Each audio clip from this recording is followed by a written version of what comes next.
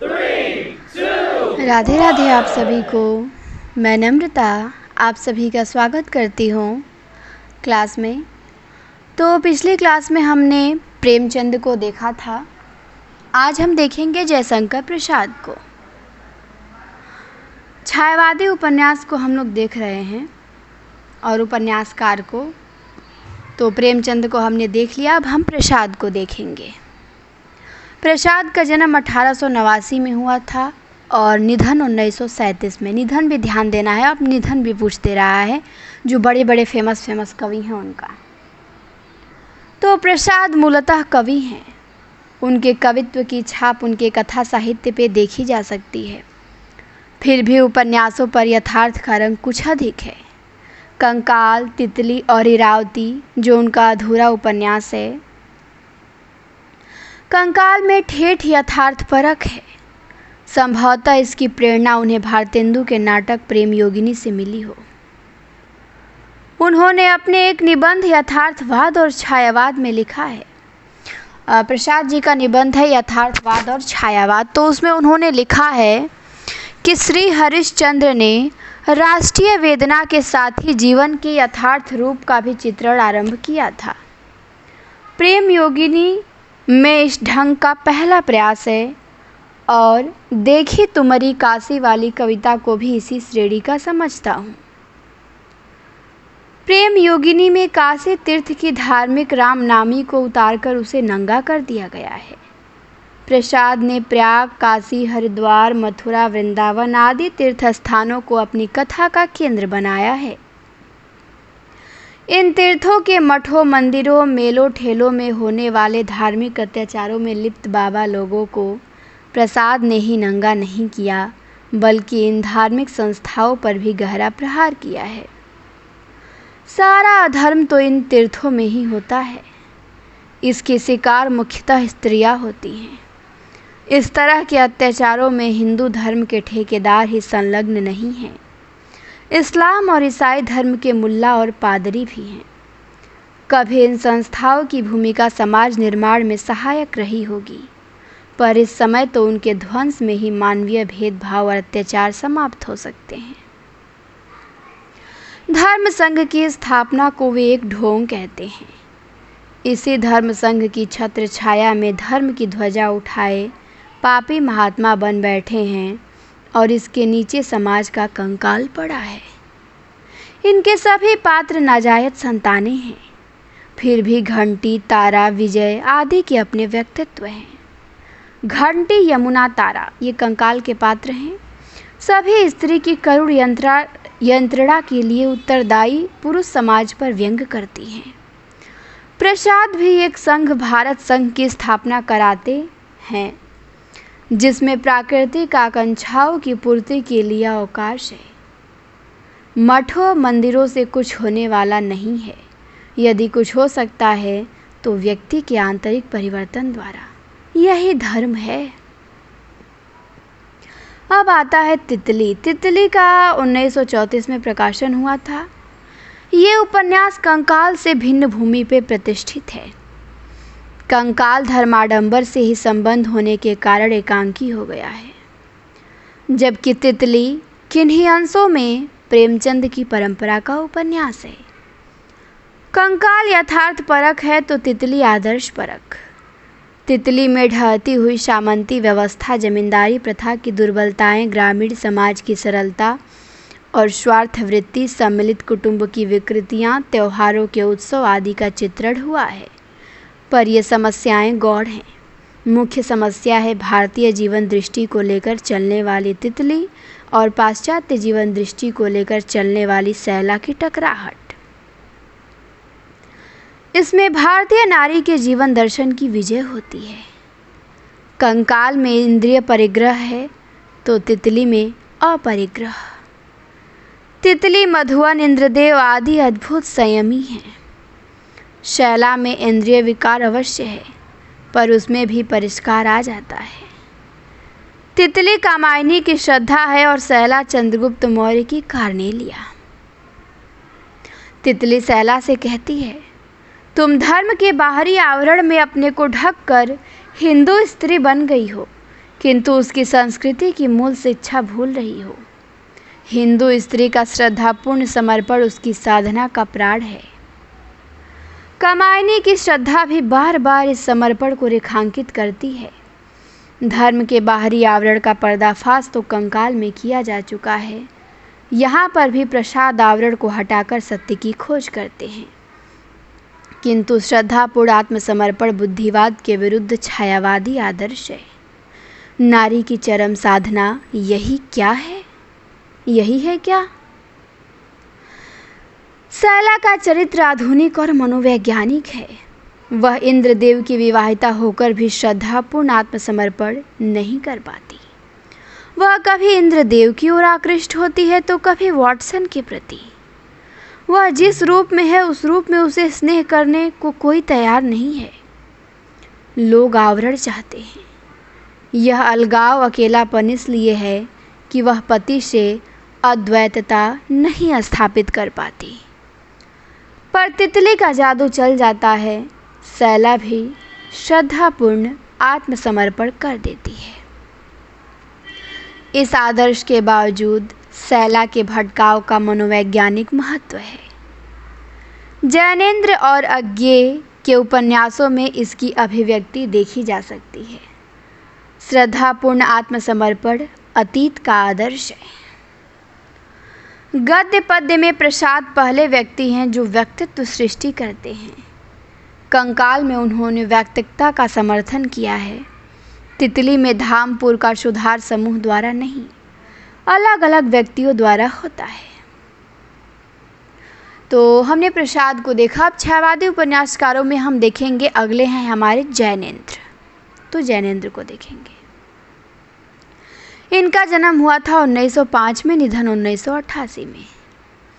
जैनेंद्र का हिंदी साहित्य के औपन्यासिक क्षेत्र में आना एक घटना है। उनके साथ ही हिंदी उपन्यास अपनी क्रमागत परंपरा से विच्छिन्न हो जाता है या सर्वथा एक नई दिशा की ओर मुड़ जाता है। यह दिशा आधुनिकतावाद की दिशा है। वे हिंदी के पहले आधुनिकतावादी कथाकार हैं। उनके पूर्ववर्ती और समकालीन उपन्यास विशिष्ट सामाजिक संस्था थे। कोई यथार्थवादी था तो कोई आदर्शवादी। उनमें घटनाओं, आंदोलनों, सामाजिक विकृतियों की प्रमुखता थी। कथानक, चरित्र चित्रण, देश काल वर्णन, कहन आदि की दृष्टि से वे एक रूप थे। जैनेंद्र ने उपन्यास का एस्थेटिक्स बदल दिया। उपन्यास स्वयं में अधिक स्वायत्त हो गया। उनका उपन्यास समाज या व्यक्ति को बदलने का दावा नहीं करता और न ठोस भौतिक पदार्थों से उसका कोई नाता होता है। उसकी नई भाषिक संरचना, काव्यात्मकता और प्रतीक विधान, काल चेतना आदि में जो परिवर्तन आया उसे सठ तत्ववादी सिद्धांतों से नहीं परखा जा सकता। सब मिलाकर वह एक पैटर्न बनाता है जिसमें परिस्थितिगत व्यक्ति चिंतनग्रस्त होकर अंतर मंथन करता है। पारंपरिक उपन्यासों में व्यक्ति या समूह समाज से लड़ता है तो जैनेंद्र के उपन्यासों के व्यक्ति अपने से लड़ते हैं। उनमें स्थूल सामाजिक नैतिक संघर्ष के स्थान पे आत्मस्थ नैतिक संघर्ष और जटिल मानसिकता मिलती है। इस तरह की विषय वस्तु लेकर लघु उपन्यास ही लिखे जा सकते हैं। उन्होंने अनेक उपन्यासों की रचना की है। परख, सुनीता, त्यागपत्र, कल्याणी, सुखदा, विवर्त, दशाक आदि। इनमें से मुख्य उपन्यास 3 हैं: परख, सुनीता और त्यागपत्र। शेष उपन्यास उन्हीं के एक्सटेंशन हैं। परख सन 1929 में प्रकाशित हुआ था और त्यागपत्र सन 1937 में। तो डेट ध्यान देना है। परख 29 में है, त्यागपत्र 1937 में है। इस समय तक स्वच्छंदतावाद या छायावाद समाप्त प्राय था। परख पर छायावाद का पूरा प्रभाव है, पर शेष दोनों उपन्यास छायावाद की देहरी लांघकर आधुनिकता के दायरे में प्रवेश करते हैं। परख उनका पहला उपन्यास है। उसका प्रेम अशरीरी और प्लेटोनिक है। वह प्रेम सत्यधन से करती है और विवाह बिहारी से। छायावादी कवियों की तरह इसमें भी रहस्य, दर्शन, जिज्ञासा, विस्मय का घोल है। वैवाहिक जीवन में भी शारीरिक संबंध के विषय में कट्टों के प्रश्न हैं। कहती है, बिहारी बाबू, क्या यह नहीं हो सकता? क्या हम भी दो ऐसे नहीं हो सकते? फिर भी बिल्कुल पास, अलग, फिर भी अभिन्न, दो फिर भी एक ही उद्देश्य, एक ही जीवन लक्ष्य में पिरोए हुए। कट्टों के साथ यह जैनेंद्र की भी आत्मपरीक्षा, सेल्फ क्वेश्चनिंग है। यह प्रश्न पाठकों के सामने भी है, वे सोचे। उपन्यासकार का काम जहाँ समाप्त होता है, वहाँ से पाठक का शुरू होता है। अब आता है सुनीता का प्रकाशन 1935 में होता है। इसका कथानक भी अत्यंत झीना है और यह यथार्थपरक उपन्यास नहीं है, किंतु मानसिक स्तर पर वैसी समस्या उठती है। स्थूल रूप से इसमें भी विवाह और प्रेम की समस्या है। इसके साथ घर की एक रस्ता की समस्या है। यह एक रस्ता किसी आर्थिक सामाजिक कारण से नहीं उत्पन्न होती। इसकी उत्पत्ति का मुख्य कारण है बंधा हुआ जीवन। तालाब के जल को जब निकास नहीं मिलता तब उसमें सड़ांध आ जाती है। विवाह एक सामाजिक व्यवस्था है जिसका अर्थ खो गया है, या फिर उसे वह अर्थ कभी भी नहीं मिला जिसे समाज ने दिया था। श्रीकांत और सुनीता का दाम्पत्य जीवन सुखी पर नीरस है। वह तालाब के जल की तरह शांत है। कहीं से भी न वह आंदोलित होता है, न उसमें लहर उठती है। हरिप्रसन्न को घर में प्रवेश कराकर श्रीकांत विवाह के तालाब को आंदोलित करता है, उसकी एक रास्ता तोड़ता है, पर इससे घर टूटने की समस्या खड़ी होती है। इस समस्या को शरत ने भी उठाया है और रवि बाबू ने भी अपने अपने ढंग से। शरत सतीत्व और एक निष्ठ प्रेम को एक नहीं मानते। सतीत्व संबंधी मान्यताओं को लेकर बराबर मतभेद रहा है। सतीत्व शरीर निष्ठ है, प्रेम हृदय निष्ठ। रवि बाबू का घर बाहर स्त्री को पति की निगरानी से मुक्त करने की दृष्टि से लिखा गया है। रवि बाबू के घर बाहर में यदि बाहर का व्यक्ति चला न जाता तो घर टूट जाता, किंतु जैनेंद्र ने घर को तोड़ा है। जैनेंद्र ने न घर को तोड़ा है और न बाहर को। अंत में हरिप्रसन्न के सामने सुनीता का अनावृत होना सिनिकल जरूर लगता है, पर वह स्वोद्देश्य है। इसके माध्यम से स्वयं को ही अनावृत नहीं करती, क्रांतिकारी हरिप्रसन्न को भी अनावृत करती है। इससे श्रीकांत की एक रास्ता को तोड़ने की योजना भी अनावृत होती है। सत्य को ढूंढने के लिए आवरणों को हटाना पड़ेगा, लेकिन जीने के लिए आवरण जरूरी है। हरिप्रसन्न का बनाया हुआ क्रूसिफिकेशन का चित्र सबका क्रूसिफिकेशन है। अंततः यह प्रश्नों का उपन्यास बन जाता है। स्त्री क्या है, पुरुष क्या है, नाते क्या हैं, और यह कमबख्त क्या चीज़ है जिसे प्रेम का नाम देकर आदमी ने चाहा बांध दे, पर जो वैसे ही न बंध सका जैसे वृक्ष से आंधी नहीं बंध सकती। वह क्या है, कौन है? तो सुनीता यहीं पे समाप्त होता है। अब आता है इनका उपन्यास त्यागपत्र 1937 में। इसका समारंभ होता है, नहीं भाई, पाप पुण्य की समीक्षा मुझसे नहीं होगी। आज तो पाप पुण्य के बीच खिंची हुई पारंपरिक विभाजक रेखा और भी मिट गई है। इस उपन्यास के ठीक 2 वर्ष पहले सन 1934 में भगवती चरण वर्मा का उपन्यास चित्रलेखा इसी विषय वस्तु को लेकर प्रकाशित हो चुका था, किंतु चित्रलेखा में योगी और भोगी की 2 कोटियाँ हैं। अंत में निर्णय भी स्पष्ट हो जाता है, लेकिन त्यागपत्र का पाठक ऐसा निर्णय भी ले सकता है जो दयाल के मत के प्रतिकूल हो सकता है। मृणाल की गतिविधियों को लेकर अनेक प्रश्न उठाए भी गए हैं। प्रेमचंद और जयशंकर प्रसाद के उपन्यासों में भी सत असत की कोटियाँ बनी हुई हैं। ज्ञानेंद्र सत असत की पूर्व निर्धारित कोटियों में विश्वास नहीं करते। उपन्यास वैवाहिक विडंबना पर आधारित है। विवाह का संबंध केवल दो व्यक्तियों से ही नहीं, पूरे समाज से है, और इस विडंबना का शिकार है मृणाल। मृणाल को आर्य गृहिणी के ढांचे में ढालने की कोशिश की गई, कड़े अनुशासन में रखा गया, स्वतंत्रता से वंचित किया गया, किंतु उसके लिए ये सभी घेरे छोटे पड़ गए। परख में एक व्यक्ति से विवाह दूसरे व्यक्ति से प्यार किया जा सकता है, पर सुनीता में दूसरे व्यक्ति के संपर्क द्वारा जीवन में आंदोलन और सक्रियता ले आने की छूट है। किंतु त्यागपत्र में एक व्यक्ति से प्रेम और दूसरे से विवाह मृणाल को अभिशापित और निर्वासित बना देता है। मृणाल अपनी सहेली के भाई को प्यार करती है, इसके लिए उस पर मार पड़ती है। इस मार से वह कहीं भीतर से टूट जाती है। टूटने की इस जटिल मानसिक प्रक्रिया को ज्ञानेंद्र ने कुछ प्रतीक संकेतों द्वारा अत्यंत मार्मिक ढंग से व्यक्त किया है।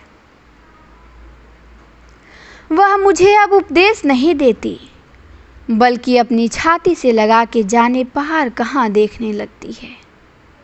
वह शाम के वक्त छत पे खटोला डाले ऊपर उड़ती हुई चीलों को ही चुपचाप देख रही है। कभी पतंग के पेच देखती है और कटी हुई पतंग पे जब तक ओझल न हो जाए आंखें गाड़े रहती है, और नहीं तो खटोले पर पेट के बल लेटकर कोयले से धरती पे कीरम कांटे ही खींचती है। जाने पार कहाँ देखती है। इसमें छायावादी कविता का दार्शनिक टुकड़ा नहीं है। वह इस पार की जटिलताओं पर गहरी रोशनी डालता है। पतंग की पेच, चील, कीरम कांटे आदि उसकी उलझी हुई मनोवृत्तियाँ विक्षोभ और गहन से गहनतर होती हुई व्यथा को प्रतीकित करते हैं। जानवी कहानी में भी इन्हीं प्रतीकों का प्रयोग है। वह प्रमोद से कहती है, जानवी जो ज्ञानेंद्र की कहानी है तो उसमें इन्हीं प्रतीकों का प्रयोग है। वो प्रमोद से कहती है कि मैं चिड़िया होना चाहती हूँ। पुरुष समाज को इसमें कोई आपत्ति नहीं है, बशर्ते उसे पिंजड़े में रहना स्वीकार हो। शीला के भाई के प्रति राग दृष्टि उसके पैरों की बेड़ी बन जाती है। वह अनमेल विवाह की लौह श्रृंखला में जकड़ दी जाती है। एक दिन प्रणयी के प्रेम पत्र की चर्चा अपने अधेड़ पति से कर देती है। फलतः पति उसे घर से निष्कासित कर देता है। फिर वह अपने अभिजात समाज में नहीं लौटती, तथाकथित नीच समाज में रहना पसंद करती है, क्योंकि वहाँ सदाचार का आवरण नहीं है। जहाँ कहीं आश्रय मिलता है वहाँ वह टिक जाती है। कोयले वाले को अपना तन दे देती है।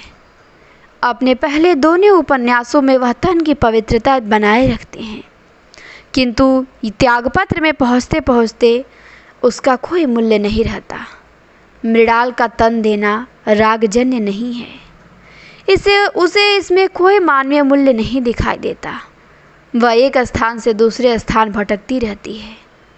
सभ्य समाज से निर्वासित होकर असभ्य लोगों के बीच रहती है, जहाँ इंसानियत का निवास है। वह समाज को नहीं, अपने आप को तोड़ती है। कहती है कि मैं समाज को तोड़ना फोड़ना नहीं चाहती हूँ। समाज अगर टूटा तो हम किसके भीतर बनेंगे, यह कि किसके भीतर बिगड़ेंगे।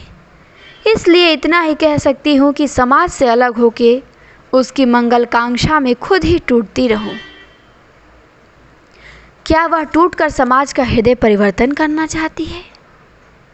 यदि ऐसा है तो इस गांधीवाद का ऋणात्मक प्रभाव कह सकते हैं। अंत में मृणाल की मृत्यु हो जाती है। मृत्यु की इस लंबी प्रक्रिया से गुजरने वाली बुआ को देख के प्रमोद आहत है। कहता है कि घटनाएं होती हैं, होकर चली जाती हैं। त्यागपत्र में प्रमोद कहता है कि घटनाएं होती हैं, होकर चली जाती हैं। हम जीते हैं और जीते जीते एक रोज़ मर जाते हैं। जीना किस हौसले से आरंभ करते हैं, उस पर जीवन के इस किनारे आते आते कैसी उकताहट जी में भर जाती है। मैं इस लीला पर, इस प्रहेलिका पर सोचता रह जाता हूँ। कुछ पार नहीं मिलता, कुछ भेद नहीं पाता। यहाँ पर जैनेन्द्र का भारतीय दर्शन के लीलावाद पे पहुँच जाता है। लीलावाद कहीं ले नहीं जाता, लीला का भेद तो नहीं मिलता, पर जैनेन्द्र का यह उपन्यास लीलावाद बन जाता है। मृणाल समुद्र में तैर रही है, दयाल किनारे खड़ा है। मृणाल किनारे लौट नहीं सकती और दयाल समुद्र में कूद नहीं सकता। इस रूपात्मक भाषा में जैनेन्द्र मृणाल की आत्महत्या ही कराते हैं। ऐसी स्वतंत्रता, चरम कोटि की स्वतंत्रता की परिणति यही होती है। दयाल सन्यासी बन जाता है। यह भी तो आत्महत्या का ही दूसरा रूप है। त्यागपत्र छायावादी वेदना की गद्यात्मक विवृत्ति है। बहुत ही बढ़िया उपन्यास है त्यागपत्र। इसकी स्टोरी भी हमें जानने को मिला, बहुत बढ़िया स्टोरी है इसकी। जैनेन्द्र के सभी उपन्यासों की मूल समस्या घर बाहर के इर्द गिर्द घूमती है। त्यागपत्र के बाद वे अपने को दोहराने लगते हैं। घर बाहर की समस्या उनकी अपनी भी है। घर के घेरे के बाहर वे स्वयं नहीं जाते, बाहर जाकर भी घर में लौट नहीं आते। बाहर के खुलेपन से, जीवन की हलचलों से मुक्त उनके पात्र प्रायः मनोरोगी, आत्महंता और निर्वासित हैं। स्त्रियां आत्मग्रस्त और पुरुष नपुंसक।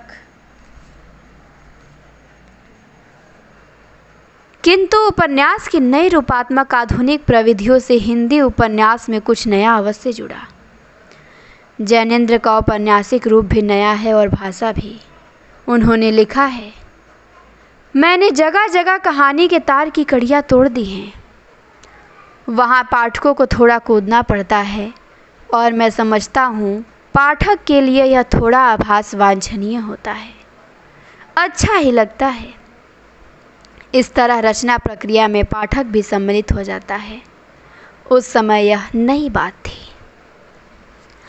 अब आते हैं वृंदावन लाल वर्मा। इनका जन्म हुआ था 1889 में, पर यहाँ 84 दिया है, पर इनका जन्म हुआ था प्रसाद के साथ ही 89 में।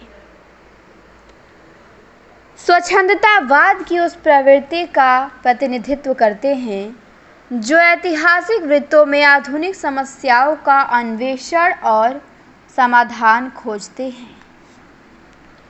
इसके पहले किशोरीलाल गोस्वामी ने भी कुछ ऐतिहासिक उपन्यास लिखे थे, किंतु उनमें इतिहास तो कम है, तिलस्म, जासूसी, हिंदूवाद का कॉकटेल अधिक है। अतः ठीक ठिकाने के पहले ऐतिहासिक उपन्यासकार वर्मा जी ही ठहरते हैं।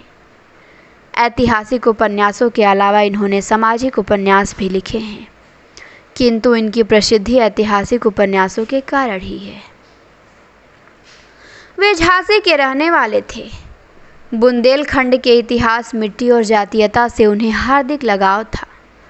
उसके नदी नाले, छोटे बड़े दुर्गों के ध्वंसावशेष, कहीं हरी भरी, कहीं खलवाट पहाड़ियाँ, ऊंची नीची विषम जमीन, भव्य वीरानगी अपने आप में रोमांटिक है। ऐसा बुंदेलखंड उनके व्यक्तित्व में पूरी तरह घुल मिल गया है। इसके अतिरिक्त उसके ऐतिहासिक वृत्तों का उन्होंने प्रामाणिक अध्ययन किया है। वहाँ की अनुश्रुतियों और किंवदंतियों का जीवन परिचय प्राप्त किया है। इस परिवेश से जो रोमानी चेतना आविर्भूत हुई, वर्मा जी ने उसे अपने उपन्यासों में पुनर्जीवित किया। कोई चाहे तो वृंदावन लाल वर्मा को बुंदेलखंड का चंद्रबरदाई कह सकता है। गढ़खुंडार, विराट की पद्मिनी, झांसी की रानी लक्ष्मीबाई, मुसाहिबजू, कचनार, मृगनयनी, भुवन विक्रमी, माधवजी सिंधिया आदि इनके ऐतिहासिक उपन्यास हैं। गढ़कुंडार 1927 में आता है। इसे हिंदी का पहला ऐतिहासिक उपन्यास कहा जा सकता है, इम्पॉर्टेंट है। इसमें तत्कालीन सामंती जीवन की विकृतियों, युद्धों की लक्ष्यहीनता, मिथ्या जातीय दर्प, राष्ट्रीयता का अभाव का चित्रण हुआ है। विराटा की पद्मिनी अत्यंत रोचक ऐतिहासिक रोमांस है। इसमें सामंती कुचक्रों और दांवपेच के बीच प्रेम की बलिदान गाथा का अत्यंत मर्मस्पर्शी चित्रण हुआ है। इसमें सामंती जीवन की दो मुख्य प्रवृत्तियों, युद्ध और प्रेम का भव्य चित्रण हुआ है। झांसी की रानी लक्ष्मीबाई में आंचलिक इतिहास को पूरे देश और अंग्रेजी राज्य विरोधी अभियान से जोड़ दिया गया है। इसके पहले झांसी की रानी को झांसी के संकीर्ण घेरे में रखकर देखा जाता रहा है। वर्मा जी ने ऐतिहासिक साक्ष्यों के आधार पर सिद्ध किया कि महारानी लक्ष्मीबाई ने स्वराज के लिए युद्ध किया। उनके युद्ध के पीछे एक सुनियोजित राष्ट्रीय योजना थी। प्रेम कथाएं इसमें भी हैं, पर वे सामाजिकता से जुड़ी हुई हैं। रानी के साथ इस युद्ध में हिंदू मुसलमान एक साथ हैं। मुसलमानों की विश्वसनीयता कुछ अधिक ही है, किंतु उपन्यास में डॉक्यूमेंटेशन अधिक हो गया है। मृगनयनी वृंदावनलाल वर्मा का सर्वश्रेष्ठ उपन्यास है। कथ्य की व्यापकता और गहराई तथा कला कौशल की दृष्टि से भी ये श्रेष्ठ है। इसमें राजा और प्रजा, राजनीति और संस्कृति, सौंदर्य और संयम, युद्ध और प्रेम, नगर और ग्राम, इतिहास और कल्पना का अद्भुत संतुलन है। ग्वालियर नरेश मान सिंह अपने समय के अत्यंत पराक्रमी वीर और कला प्रिय थे। मृगनयनी उनकी आह्लादिनी शक्ति थी, जिसे अपने गांव, नदी, पहाड़, समस्त बुंदेलखंड से वैसा ही प्यार था जैसा नदी को अपने किनारों से होता है। राजा ने राई जैसे सड़ियल गांव में मृगनयनी के सौंदर्य की लपट देखी और मृगनयनी ने राजा में तुर्कों के दमन का शौर्य। दोनों विवाह बंधन में बंध गए। मृगनयनी पृथ्वीराज की संयोगिता न थी जो मान सिंह को विलास के दलदल में खींच लाती। सौंदर्य और प्रेम का ऐसा रचनात्मक प्रयोग अन्यत्र नहीं दिखाई पड़ता। रानी होकर भी मृगनयनी अपने ग्रामीण गुणों को बनाए रखना चाहती है। मान सिंह को तुर्कों के विरुद्ध लड़ने की प्रेरणा देती है। मान सिंह के राज्यकाल में तुर्कों को बार बार मुंह की खानी पड़ी। उसी की प्रेरणा से मान मंदिर और गुजरी महल की श्रेष्ठ वास्तुकला के दर्शन हुए। राग गुजरी का आविष्कार हुआ। मान सिंह स्वयं ध्रुपद जैसे जटिल राग के पुरस्कर्ता बने। जाति पाति का खंडन स्वयं उनका विवाह था। लाखी और अटल के विवाह की अनुमति पुरोहित ने नहीं दी। पौरोहित्य का कार्य स्वयं मृगनयनी ने संपन्न किया। मान सिंह की एक विशेषता यह भी थी कि वे किसानों और मजदूरों के सुख दुख के साथ ही थे। देश, धर्म, जाति और कला के प्रति मृगनयनी और मान सिंह का राग भाव तत्कालीन राष्ट्रीय आंदोलन से भी अनुप्रेरित है। मान सिंह का प्रश्न है कि कर्तव्य वाले अंग में अब कौन सी कसर रह गई है देवी? मृगनयनी का उत्तर है प्रजा के सुख की, देश की स्वाधीनता की। कुंडली चक्र, अमरवेल, अचल, मेरा कोई आदि सामाजिक उपन्यासों की भी रचना उन्होंने की। वर्मा जी के उपन्यासों की सबसे बड़ी विशेषता है उनकी कथन शैली। उनके पास कथा अवश्य होती है, उसे वे इस तरह से प्रस्तुत करते हैं कि पाठक उसके प्रवाह के साथ हो लेता है। नैरेटर की टीका टिप्पणी के लिए यहाँ कोई अवकाश नहीं है। बुंदेलखंडी माटी की गंध, भाषा की मिठास, बुंदेली रीति नीति, लोग बाग ऐसे प्रतीत होते हैं मानो पाठक बुंदेलखंड की धरती के जीवंत संपर्क में हो। तो यहाँ वृंदावनलाल वर्मा समाप्त होते हैं। अब हम देखेंगे छायावाद के जो अन्य उपन्यासकार थे, इन लोगों के अलावा जो बड़े बड़े फेमस उपन्यासकार थे उनको देख लिए, तो कुछ और भी थे, इनको भी हम देखेंगे। दूसरे उपन्यासकार जो थे इसमें आते हैं चंडी प्रसाद हृदयेश, विश्वंभर नाथ शर्मा कौशिक, भगवती प्रसाद वाजपेयी, चतुर्सेन शास्त्री, पांडे बेचन शर्मा उग्र, ऋषभ चरण जैन, प्रताप नारायण श्रीवास्तव, सूर्यकांत त्रिपाठी निराला, सियाराम शरण गुप्त, राधिका रमन प्रसाद सिंह आदि इस काल के उल्लेख्य उपन्यासकार हैं। इनमें चतुर्सेन शास्त्री, उग्र और ऋषभ चरण जैन को प्राकृतवादी कहा जाता है और शेष लोग स्वच्छंदतावादी, आदर्शवादी हैं। तो ध्यान देना है कि तीन लोगों को प्राकृतवादी उपन्यासकार कहा जाता है। किसको किसको? तो चतुर्सेन शास्त्री को, उग्र को, ऋषभ चरण जैन को। तीनों के उपन्यास बिल्कुल मिलते जुलते भी लगते हैं, कन्फ्यूजन करते हैं और तीनों ये प्रकृतिवादी उपन्यासकार हैं। चतुरसेन शास्त्री, उग्रजी, ऋषभचरण जैन। ये आपको ध्यान देना है, प्रश्न पूछता है। चतुरसेन शास्त्री के आरंभिक उपन्यासों में प्राकृतवादी विकृतियां मिलती हैं, पर उनकी कृति का आधार वैशाली की नगरवधु है, जो ऐतिहासिक उपन्यास है। इसमें व्यक्ति स्वातंत्र्य की समस्या उठाई गई है। गणतंत्र के नियमानुसार अम्बपाली को नगरवधु बनने के लिए बाध्य होना पड़ता है। आर्थिक दृष्टि से उससे अधिक संपन्न कौन होगा?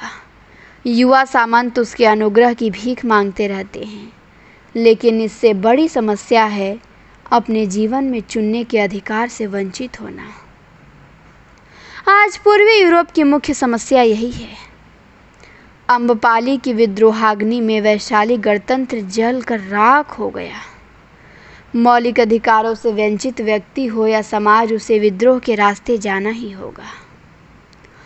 उग्र और ऋषभचरण जैन समग्रतः प्रकृतवादी हैं।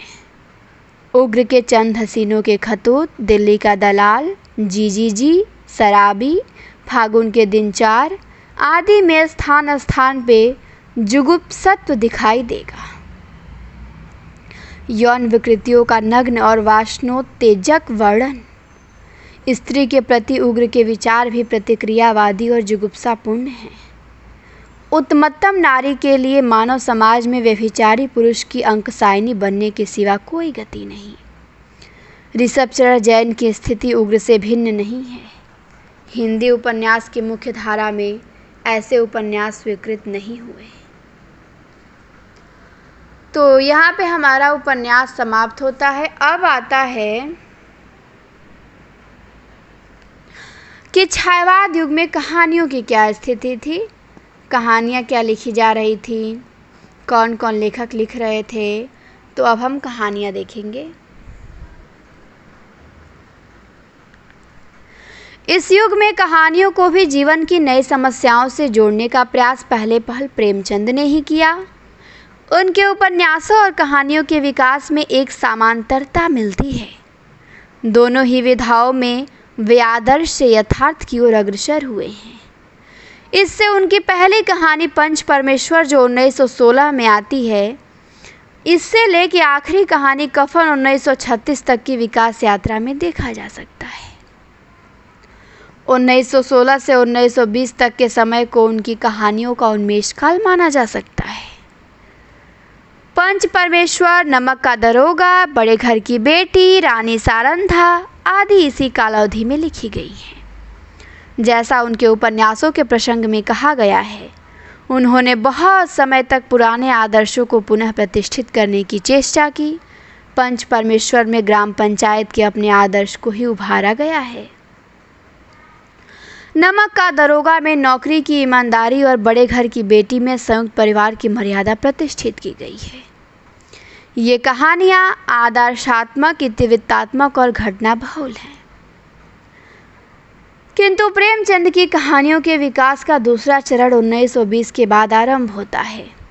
विकास की यह स्थिति सन 1930 तक मानी जा सकती है।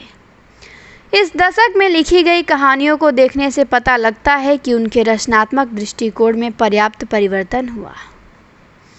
अब आदर्श की नियमानुवर्तिता के चक्कर से उबरकर वे यथार्थ का साक्षात्कार करते हुए प्रतीत होते हैं। वे स्थूल इतिवृत्तात्मकता को पीछे छोड़ के संवेदना को छूते हुए नजर आते हैं। चरित्रों के चित्रण में मनोवैज्ञानिक सूक्ष्मताओं का समावेश भी उनमें आ गया है। नाटकीयता तथा व्यंग के पैनेपन के कारण उनमें जीवंतमयता और प्रभावन्विति की घनता आ गई है। उनकी कहानी माता का हृदय, मैकू, शंखनाद, बूढ़ी काकी, आत्माराम, गरीब की हाय, दुर्गा का मंदिर, वज्रपात, सेवा मार्ग, आभूषण, शतरंज के खिलाड़ी आदि कहानियाँ इसी समय लिखी गई। उनकी कहानियों के विकास के तीसरे चरण में, जो 1930 से 36 तक हैं, इसमें नशा, मिशपद्मा, पूस की रात, कफन आदि कहानियाँ आती हैं। इन कहानियों में वे सामान्यतः यथार्थवादी हो गए हैं। संवेदना की पकड़ और गहरी हो गई है। मनोवैज्ञानिकता सूक्ष्मतर हो उठी है। इस कालावधि के आखिर में आदर्श से उनका पूर्ण मोहभंग हो चुका था। पूस की रात में किसान जीवन से चिपके रहने का स्वप्न टूट जाता है। कहानी का नायक गोदान के गोबर की भांति मजदूर की ओर बढ़ता है। कफन तो उनकी अत्याधुनिक कहानी है। इसमें तो सभी पुराने संस्कार, धार्मिक रूढ़ियाँ, संवेदना का बना बनाया ढांचा टूटकर चकनाचूर हो जाता है। जिस मूल्यहीनता, अलगाव और आधुनिकता की आज चर्चा की जाती है, क्या वह कफन में नहीं है? गैसेट ने कला की जिस अमानवीयता का उल्लेख किया है, वह यहाँ पर भी है। पूंजीवादी व्यवस्था में गरीब तबके के मजदूर अपने उत्पादन तथा उत्पाद के साधनों से अलग होकर अपने संबंधों और समाज से अलग हो जाते हैं। इसके फलस्वरूप उनकी मानवीय संवेदनाएं भी समाप्त हो जाती हैं। धीसू और माधव ऐसे ही संवेदन शून्य पात्र हैं जो लोग कफन में अस्वाभाविकता देखते हैं, वे यथार्थ का अर्थ नहीं समझ पाते। कफन में अलगाव की स्थिति अनजाने और ऐतिहासिक मांग के फलस्वरूप आई है। मानसरोवर के 8 भागों में उनकी कहानियां संग्रहित हैं। विश्वंभर नाथ शर्मा कौशिक, विश्वंभर नाथ जिज्जा, सुदर्शन, ज्वालादत्त शर्मा आदि प्रारंभिक लेखक प्रेमचंद के ढंग पे आदर्शोन्मुखी यथार्थवादी कहानियां लिख रहे थे। उनकी कहानियां घटना प्रधान और इतिवृत्तात्मक हैं। भाषा के स्तर पे भी उनमें सपाटता और साफ गोई है। चित्रशाला, मणिमाला, कल्लोल ये कौशिक के कहानी संग्रह हैं। कौशिक के कहानी संग्रह चित्रशाला, मणिमाला, कल्लोल हैं। जिज्जा जो विश्वंभर नाथ शर्मा जिज्जा हैं, उनकी कहानियों का संग्रह घूंघट वाली के नाम से प्रकाशित हुआ है।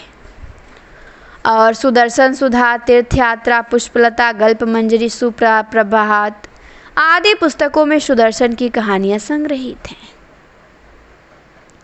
जिस समय प्रेमचंद आदर्शोन्मुखी कहानियां लिख रहे थे, उसी समय बहुत से कहानीकार स्वच्छंदतावादी या रोमांटिक कहानियों का सृजन कर रहे थे।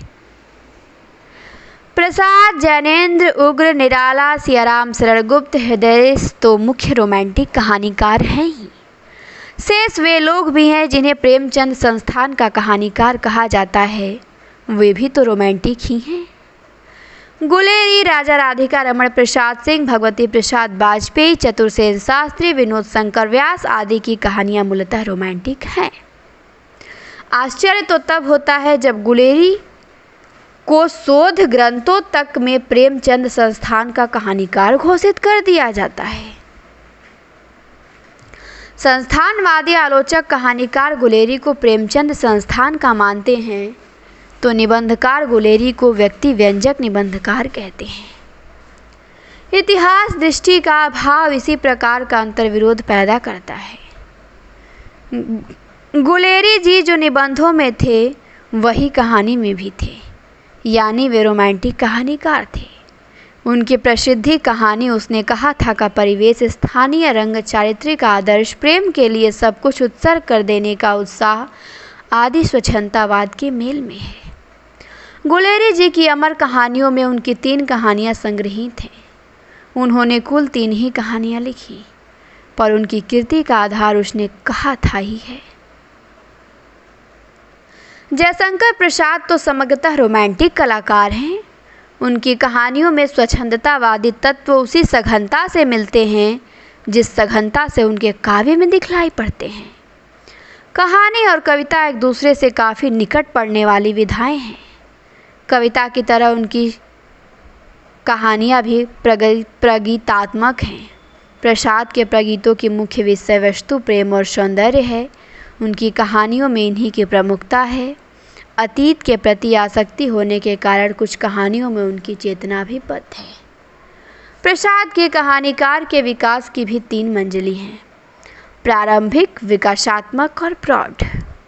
प्रथम मंजिल को सन 1911 से 1936 तक, द्वितीय को 1926 से 1933 तक और तृतीय को 1931 से 1936 तक माना जा सकता है।